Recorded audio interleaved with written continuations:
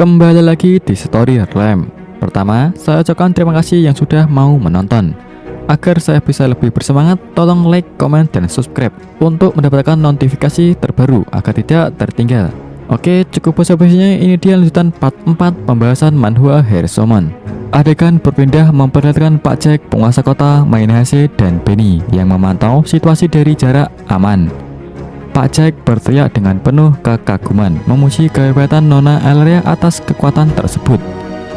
Namun Benny yang sedang merangkak di tanah memberikan komentar sinis bahwa Nona Elleria hanya menggunakan kekuatan besar itu demi menyelamatkan nyawanya sendiri. Nona Elleria diperlihatkan dalam kondisi fisik yang sangat letih, terengah-engah dengan bagian yang compang-camping akibat tekanan pertempuran.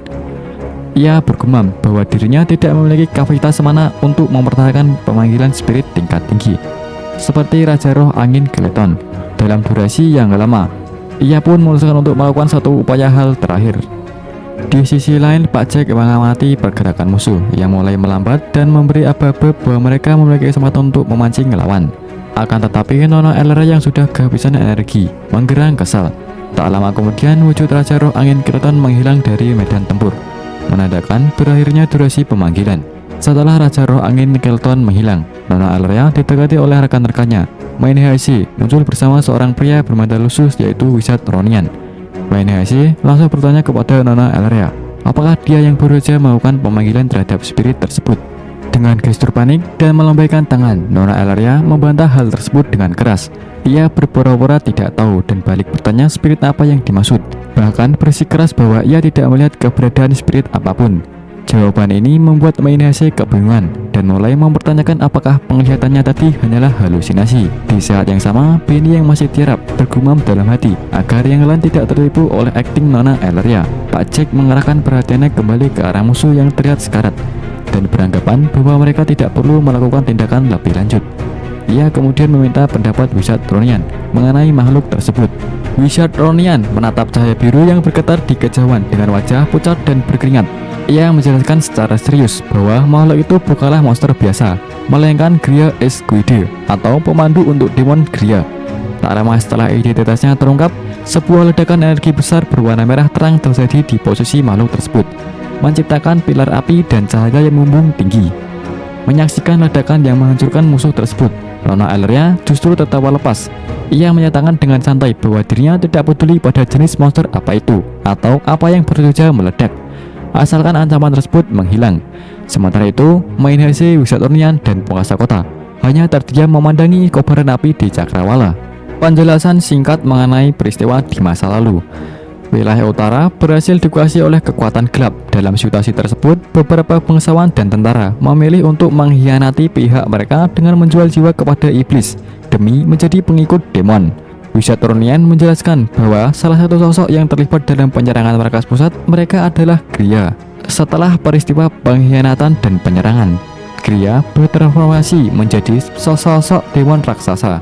Kemudian Pak Jack mengamati sebuah fenomena di atas langit dan menyatakan bahwa sosok yang disebut sebagai raksasa itu sebenarnya tidak terlihat sebesar yang dibayangkan.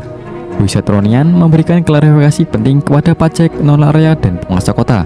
Ia menjelaskan bahwa apa yang mereka lihat saat ini hanyalah pemandu atau wujud awal saja, bukan wujud asli yang sebenarnya.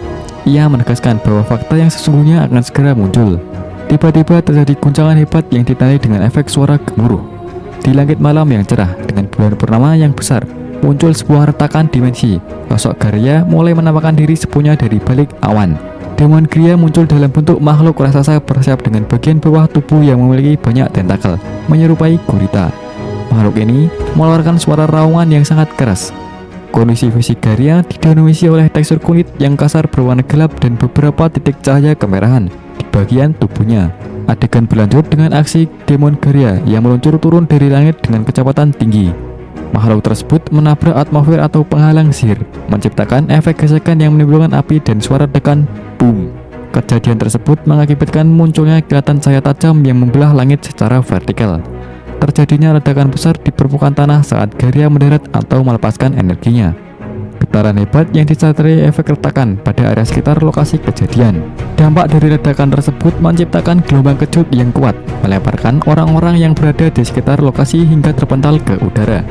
Di tengah kekacauan tersebut terdengar teriakan histeris dari para penyintas yang mencoba menyelamatkan diri. Setelah ledakan mereda, suasana berubah menjadi mencekam dengan kumpulan asap dan api masih menyala dari kejauhan. Penguasa kota terlihat jatuh terduduk di tanah dalam kondisi syok. Di dekatnya, Nona Elleria juga tampak merangkak di tanah dengan kondisi yang lemah.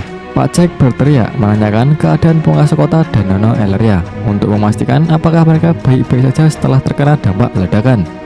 Penguasa kota merespon dengan nada gemetar. Ia bergumam bahwa jika serangan tersebut langsung mengenai posisi mereka, mereka semua sudah pasti tewas. Adegan berlanjut dengan Pak Jack yang menuju ke arah kobaran api dan memberitahu penguasa kota bahwa villa miliknya telah hancur total. Melihat hal tersebut, penguasa kota berteriak histeris. Namun bukan karena kehilangan bangunan, melainkan meratapi koleksi baju pelayan maidnya miliknya yang ikut terbakar. Di saat yang sama, Nona Elleria meratip pakaian-pakaiannya. Sementara itu, Maynehase menangis karena ladang tempatnya bekerja telah musnah. Di tengah kepanikan tersebut, Wihyatronian muncul dan memberi peringatan keras. Ia menegaskan bahwa sekarang bukan saatnya mengkhawatirkan hal benda.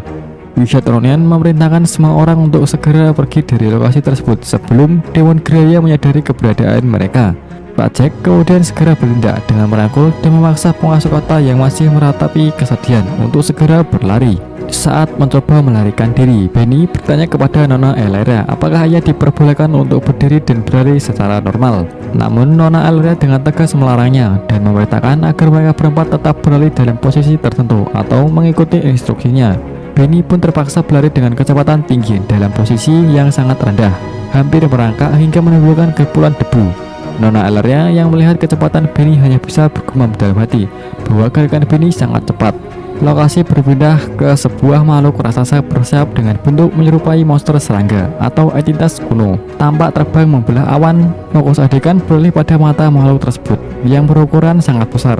Makhluk itu menggerakkan bola matanya melakukan pengamatan ke arah daratan di bawahnya. Mata tersebut melakukan gerakan melirik.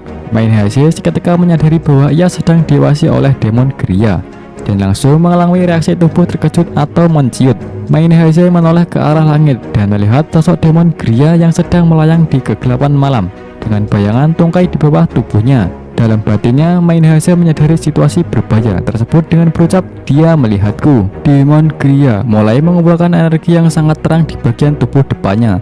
Terjadi sebuah ledakan suara. Saat energi tersebut dipersiapkan, tak lama kemudian Demon Graya menembakkan sebuah kilatan cahaya yang sangat terang dan cepat ke arah daratan.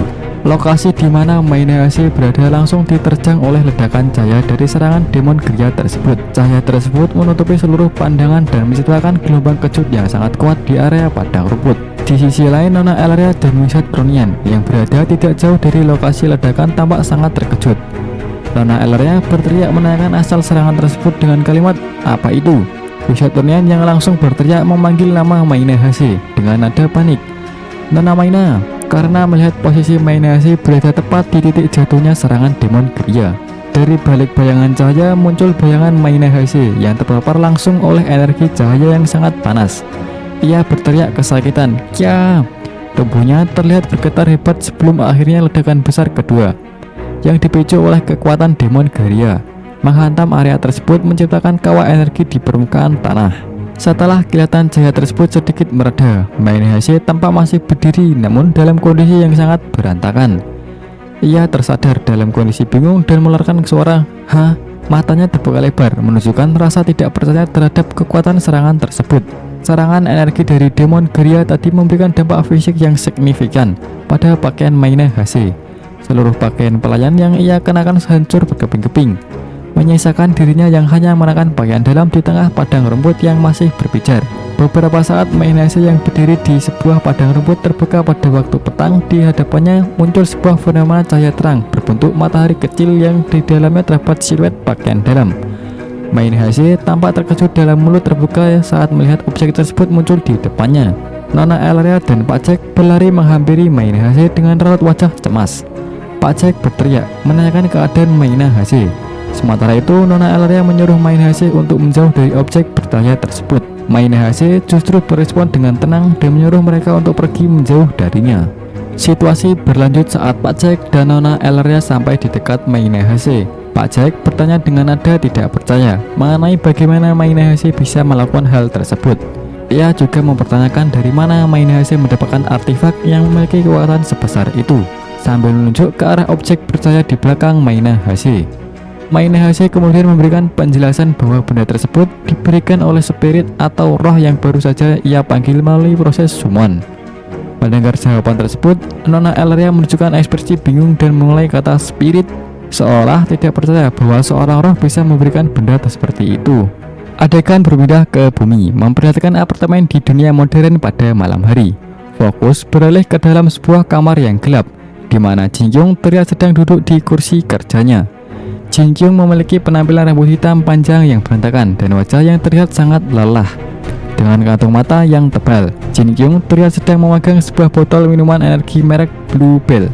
Ia mengerang frustasi karena tidak bisa tidur. Jin Kyung menyatakan bahwa pikirannya terus-menerus terganggu oleh kejadian yang baru saja ia alami, merujuk pada kejadian di dunia fantasi. Kondisi fisik Jin Kyung semakin menurun karena kelelahan. Saat sedang duduk, kepalanya mulai terkulai karena kantuk yang hebat. Tiba-tiba kepalanya membentur meja komputer dengan keras, hingga menimbulkan suara benturan. Jin Kyung berteriak kesakitan sambil memegangi wajahnya. Dalam kondisi menahan sakit dan rasa kantuk, Jin Kyung memutuskan untuk menyerah pada keadaan. Ia merebahkan tubuhnya ke tempat tidur sambil berbaring. Ia bergumam bahwa dirinya akan baik-baik saja selama masih memiliki simpanan minuman energi di sisinya. Saat berbaring, Jin Kyung kembali memikirkan tindakannya di dunia lain. Ia merasa sangat menyesal dan bingung bagaimana caranya agar ia bisa membuat karakter di sana atau Mainehase memakai bikini yang ia berikan. Ia merasa bahwa rute atau rencananya telah hancur total. Dalam kondisi kelelahan yang luar biasa, Jin Kyung akhirnya jatuh pingsan atau tertidur dengan air liur yang keluar dari mulutnya. Secara tiba-tiba, sebuah pilar cahaya biru raksasa turun dari langit, menembus awan hitam di lokasi tempat Mainehase dan Nona Elleria berada. Cahaya tersebut adalah tanda terjadinya proses pemanggilan atau summoning. Nona Elleria menatap cahaya tersebut dengan mata terbelalak karena terkejut. Tubuh Jin Kyung yang sedang dalam posisi tidak sadar terbaring lemas dalam pakaian hitam rumahannya, ditarik masuk ke dalam pilar cahaya tersebut dan muncul di hadapan Mainehase dan Nona Elleria. Tubuh Jin Kyung jatuh di atas tanah dalam posisi terlengkup di tengah lingkaran cahaya. Nona Elleria dan Mainehase mendekati tubuh Jin Kyung yang tidak berdaya. Nona Elleria bertanya mengenai identitas sosok yang muncul tersebut dan mempertanyakan apakah dia hanya manusia biasa. Sementara itu, Mainehase yang berdiri di sampingnya tampak tersipu malu, dan Benny berkomentar bahwa penampilan Jin Kyung terlihat jauh lebih buruk dan lebih menyedihkan daripada orang biasa pada umumnya. Pak Jack terlihat panik dan berbicara kepada Nona Elleria. Ia menegaskan bahwa mereka harus segera memutuskan apakah akan melawan musuh atau melarikan diri darinya. Di belakang mereka terdapat sosok wizard Ronin yang mengenakan jubah lusuh dan kerudung.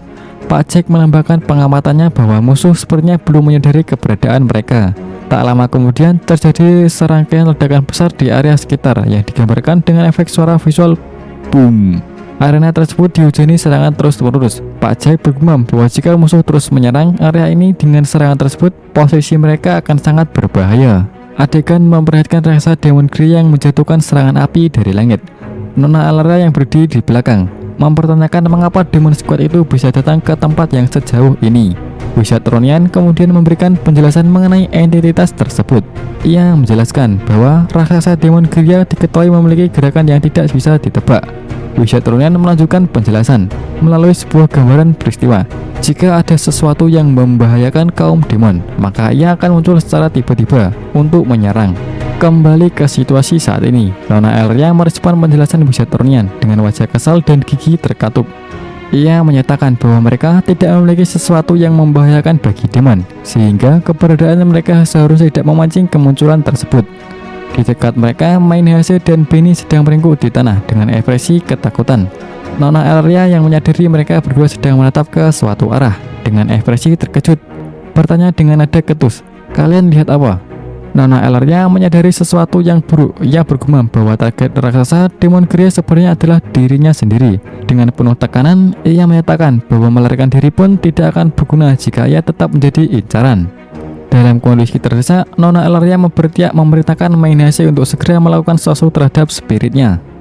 Mainehase yang masih ketakutan menjawab dengan terbata-bata bahwa ia akan melakukannya. Di saat yang sama, terlihat sosok Jin Kyung yang sedang terbaring tidur mendengkur di atas rumput.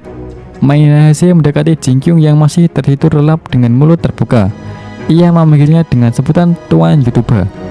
Jinkyung terbangun dengan ekspresi bingung dan bertanya, "Hah?" Setelah bangun, Jinkyung duduk sambil menggosok kepalanya. Ia bertanya kepada Mainahase mengenai alasan mengapa ia dipanggil lagi. Jinkyung kemudian melihat ke arah Wizard Ronyan, Pak Jack, dan Benny yang sedang memperhatikan mereka. Jinkyung menyadari ada beberapa wajah baru di tempat itu dan bertanya kepada Mainahase apakah orang-orang tersebut adalah temannya. Situasi berubah drastis ketika Jinkyung dan Nona Elria terkejut melihat sesuatu yang besar di depan mereka. Mata Jinkyung terbuka lebar karena kaget. Di hadapannya berdiri penguasa kota yang hanya mengenakan pakaian dalam minimalis berwarna merah, memperlihatkan tubuh besarnya yang berbulu. Di samping penguasa kota berdiri Nona Elria yang mengenakan gaun putih pendek. Jinkyung sontak berteriak histeris dalam bahasa Jepang, "Wah, nani sore," yang berarti apa itu. Jinkyung langsung menutupi matanya dengan lengan karena merasa terkejut dan jijik. Ia berteriak menanyakan benda apa yang sedang ia lihat dan menyebut penampilan penguasa kota sebagai sosis berambut. Jinkyung terus mengerang kesakitan sambil memegangi matanya. Merasa pemandangan tersebut merusak penglihatannya. Sementara itu, penguasa kota hanya merespon dengan tertawa singkat. Hahaha. Mainahase mendekati Jinkyung yang masih tersujud di tanah. Mainahase mencoba memberikan penjelasan bahwa alasan penguasa kota tampil seperti itu adalah karena instruksi yang ia dengar sebelumnya. Mainahase menjelaskan bahwa semakin banyak kulit yang ditampilkan, maka kekuatan pertahanannya akan semakin besar. Atas dasar logika tersebut, mereka memutuskan untuk mengamankan penguasa kota dengan cara tersebut. Jinkyung membantah penjelasan tersebut dengan nada marah. Ia menegaskan bahwa konsep pertahanan dari mengekspos kulit hanya berlaku untuk wanita dan sama sekali tidak berfungsi bagi pria. Jinkyung kemudian berteriak meminta agar monster mengerikan itu merujuk kepada penampilan penguasa kota segera disingkirkan dari hadapannya. Melihat reaksi Jinkyung, penguasa kota nampak menangis sedih. Nona Elria kemudian memerintahkan Pak Jack untuk membawa pamannya pergi dari lokasi tersebut. Pak Jack mematuhi perintah tersebut dan segera merangkul penguasa kota untuk menjauh. Setelah penguasa kota pergi, Mainahase menatap Jinkyung yang masih terpuruk di tanah dengan ekspresi penuh penyesalan. Mainahase berbicara dalam hati bahwa penguasa kota mungkin telah mengacaukan hidupnya. Namun ia memiliki sebuah permintaan kepada Jinkyung. Mainahase memohon agar Jinkyung bersedia membunuh monster yang mengancam mereka, mengingat penguasa kota sudah tidak ada di sana untuk bertarung. Jinkyung tidak merespon secara langsung. Ia hanya terlihat bergumam sendiri di dalam posisi meringkuk, merasa dunia telah hancur akibat kejadian sebelumnya. Mainahase kemudian membungkuk dalam-dalam di depan Nona Elria dan meminta maaf karena merasa kemampuannya tidak cukup untuk menangani situasi tersebut. Adegan berpindah ke munculan Wizard Ronyan. Mainahase memperkenalkan Jinkyung kepada Wizard Ronyan sebagai summoner terbaik. Wizard Ronyan merespon dengan nada tidak percaya dan bertanya kembali apakah benar orang yang sedang terpuruk itu adalah seorang summoner terbaik. Wizard Ronyan kemudian membentak Nona Elria dengan penuh amarah. Ia mempertanyakan mengapa Nona Elria tidak memberitahukan kondisi yang sebenarnya. Wizard Ronyan menjelaskan bahwa sudah tidak terhitung banyaknya orang yang tewas akibat serangan demon. Ia menegaskan bahwa orang-orang di utara semuanya berdoa agar ada seorang yang datang menyelamatkan mereka. Wizard Ronyan sangat menyayangkan sikap Nona Elria yang dianggap mengabaikan permohonan rakyat tersebut. Nona Elria hanya bisa tertunduk dengan ekspresi sedih mendengar teguran keras tersebut. Nona Elria melontarkan argumen bahwa jika dirinya pergi ke arah utara, maka tidak akan ada yang menjaga tanah tempat mereka berada saat itu. Nona Elria menegaskan kepada semua orang bahwa sebagai orang awam mereka tidak akan tahu apa yang harus dilakukan tanpa adanya perintah dari seorang bangsawan. Nona Elria menyela pembicaraan tersebut. Ia menjelaskan alasan mengapa mereka harus mengirim semua orang ke utara. Nona Elria menyatakan bahwa jika saja awal Wizard Ronyan bisa melindungi wilayah utara dengan benar, maka situasi sulit yang mereka hadapi saat ini tidak akan pernah terjadi. Nona Elria kemudian mengalihkan pembicaraannya kepada Mainahase yang tampak ketakutan. Nona Elria mempertanyakan kemampuan Mainahase dengan menyebutnya tidak memiliki bakat atau bodoh karena tidak bisa melakukan pekerjaannya dengan benar. Ia menyinggung latar belakang Mainahase yang pernah pergi ke sekolah summoner, namun mempertanyakan mengapa Mainahase tidak mempelajari apapun di sana. Nona Elria memberikan tekanan bahwa jika seorang tidak memiliki bakat, maka ia harus menembus dengan kerja keras. Situasi memanas ketika Nona Elria mulai berteriak dengan nada tinggi. Nona Elria meluapkan rasa frustasinya terhadap orang-orang di sekitarnya. Ia mempertanyakan mengapa semua orang di sana sangat tidak berguna. Dengan ekspresi marah, Nona Elleria menyatakan keberatannya karena merasa harus mengorbankan nyawanya sendiri hanya karena kebodohan orang lain. Nona Elleria kemudian mengintimidasi Mayinahase. Ia mengatakan bahwa seharusnya Mayinahase memohon untuk diberikan kesempatan agar bisa mengorbankan nyawanya sendiri demi menebus kesalahan, bukan justru membiarkan Nona Elleria yang menanggung resiko tersebut. Merespon kemarahan tersebut, Mayinahase tertunduk hingga menyentuh tanah dan menangis berseduh-seduh. Mayinahase mengakui semua tuduhan yang diarahkan kepadanya. Ia berulang kali memohon maaf kepada Nona Elleria. Dan mengakui bahwa dirinya memang tidak punya bakat, tidak berusaha cukup keras, dan selalu menjadi beban bagi kelompok. Mayinahase juga mengakui bahwa ia sering membuat onar dengan mengatakan hal-hal bodoh. Namun, permohonan maaf yang sangat emosional dari Mayinahase tidak meredakan amarah Nona Elleria. Nona Elleria berdiri tegak dengan memegang pinggang dan membentak, mempertanyakan apakah hanya permohonan maaf saja yang bisa dilakukan oleh Mayinahase. Ia menegaskan bahwa jika Mayinahase benar-benar merasa bersalah, maka ia harus melakukan sesuatu nyata terhadap monster yang sedang mereka hadapi. Nona Elleria menolak menerima kata maaf dan menganggap perlakuan Mayinahase tidak akan cukup untuk menyelesaikan masalah. Adegan dimulai dengan Mayinahase yang berada dalam kondisi yang sangat tertekan. Ia terlihat menangis terseduh-seduh hingga air matanya menetes ke tanah. Dalam kondisi bersujud, Mayinahase bergumam bahwa apapun resikonya ia akan melakukan hal tersebut. Ia menyatakan tekadnya dengan kalimat apapun itu aku akan melakukannya, sebagai bentuk keputusasaan sekaligus kesungguhan atas ketindakan yang berusaha ia ambil. Lokasi berada di sebuah area terbuka di bawah langit malam yang mendung dan gelap. Jin-Kyung muncul berdiri tegak dengan ekspresi dingin di hadapan Mayinahase. Di belakang Jin-Kyung berdiri Nona Elleria yang tampak terkejut dan bingung dengan situasi yang sedang terjadi. Jin-Kyung kemudian melontarkan pertanyaan kepada Mayinahase yang masih bersujud di tanah. Ia bertanya, apa yang sedang kau lakukan? Pertanyaan ini diulang kembali oleh Jin-Kyung dengan nada yang lebih tegas untuk menuntut penjelasan atas sikap tunduk Mayinahase. Mayinahase terlihat dengan wajah yang lembab oleh air mata. Ia menatap Jin-Kyung dan memanggilnya dengan sebutan Tuan YouTuber. Setelah momen tersebut, Jin-Kyung mengambil sebuah botol minuman berwarna coklat. Ia meminum isi botol tersebut dengan cepat hingga habis, lalu melemparkan botol kosong itu ke arah belakang. Situasi memanas ketika Jin-Kyung menunjukkan ekspresi kemarahan yang besar. Ia menggertakkan gigi dan menatap tajam ke arah Mayinahase. Jin-Kyung membentak dengan mempertanyakan pernyataan Mayinahase sebelumnya mengenai bakat.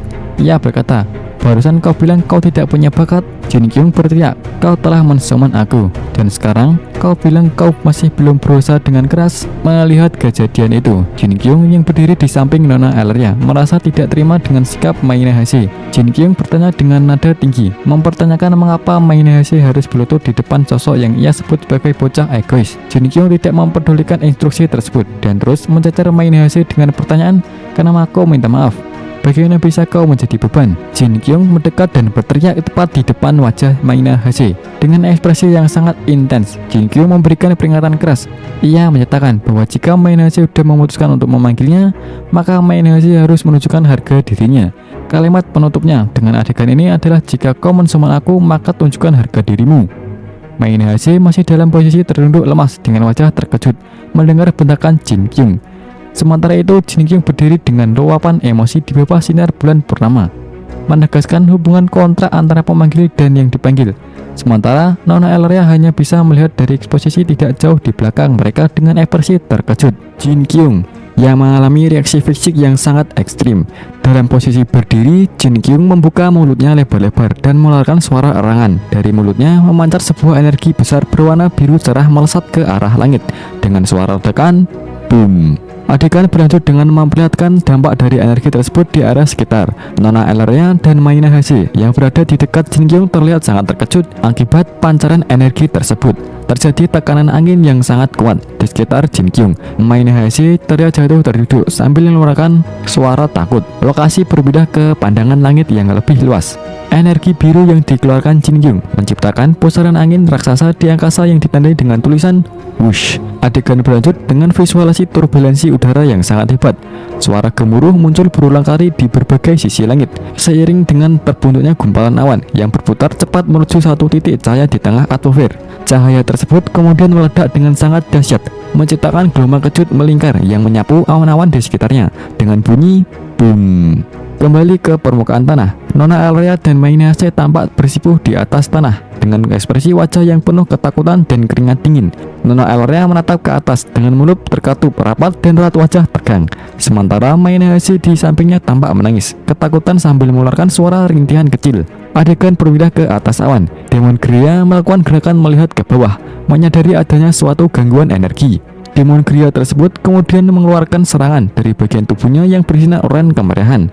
Memperlihatkan gerakan cepat, Demon Gria tersebut melepaskan energi dari kejauhan. Makhluk itu mengeluarkan suara raungan yang sangat keras. Adegan memuncak pada pertemuan dua kekuatan di atmosfer. Sebuah bola energi raksasa berwarna kuning keemasan muncul dan meledak di langit dengan suara boom.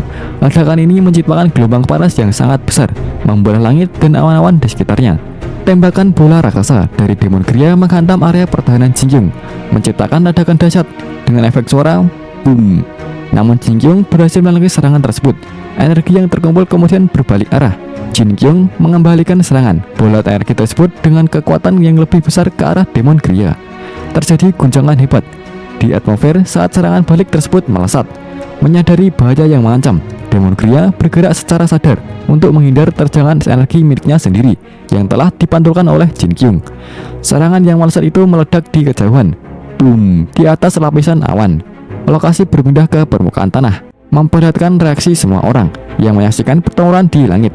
Wisatawan tampak berkeringat dan bergumam, tidak percaya dan tidak mungkin. Di sisi lain, Nona Elrea merunduk di atas rumput dengan ekspresi wajah yang sangat terkejut dan bertanya apa yang sedang terjadi. Nona Elrea melanjutkan pernyataannya bahwa ia tidak pernah mengetahui ada spirit seperti Jinkyung yang memiliki kemampuan sehebat itu. Di sekitar mereka, Pajak juga tampak terpaku menyaksikan skala kekuatan yang sedang bertarung di atas sana. Adegan kembali fokus ke langit pada sosok Jinkyung dalam kondisi pakaian atas yang mulai hancur. Jinkyung menunjukkan perubahan kondisi fisik yang signifikan.